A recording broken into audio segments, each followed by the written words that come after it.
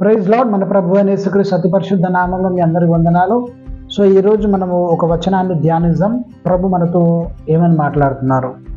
ప్రసంగి 11:5. ప్రసంగి 11:5. స్థూలాలి గర్భము నందు ఎముకలు ఏ రీతిగా ఎదుగునది నీకు తెలియదు, గాలి ఏ త్రోవను వచ్చునో నీవెరగవు, అలాగున సమస్తమును జరిగించు దేవుని క్రియలు నువ్వు ఎరగవు. చూడండి, ఇక్కడ 2 విషయాలు ఉన్నాయి. 3వ విషయము నీకు ఏమీ తెలియదు, నువ్వు ఎరగవు అని ప్రభు అంటున్నారు.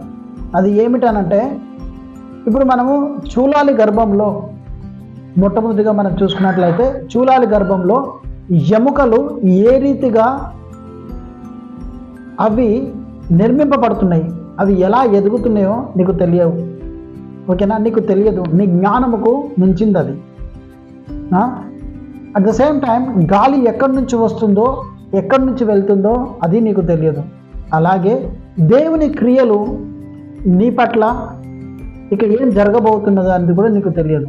కానీ నీ వంతు ప్రయాసం ఏమిటంటే, నువ్వు విశ్వసించి నమ్మి నువ్వు ప్రార్థన చేసినట్లయితే దేవుడు ఆ కార్యాలను ఆయన ఆశ్చర్య రీతిగా నీ ముందు తీసుకొచ్చి పెట్టుటకు శక్తిమంతుడు. ఎందుకంటే నీ జ్ఞానంకు మించిన ఈ 2 సందర్భాలు ఒకవేళ నువ్వు గమనించినట్లయితే, ఎముకలు ఎలా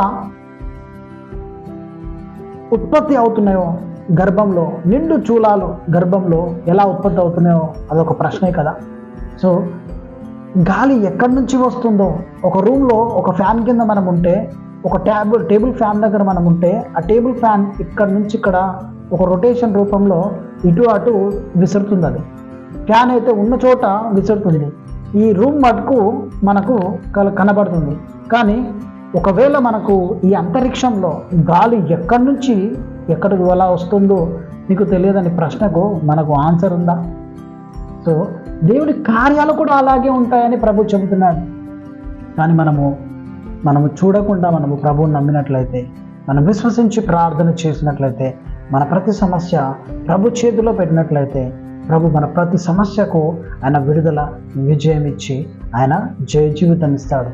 సో మనము చూడకుండా నమ్మి విశ్వసించి ప్రభు కొరకు కనిపెట్టి విశ్వాసము అయ్యుండుట దేవునికి ఇష్టంగా ఉంటాం మనం. సో దేవుడిచ్చిన వాక్యము, దేవుడిచ్చిన మాటలు దీవించి ఆశీర్వదించబడును గాక. Amen. Praise Lord. God bless you.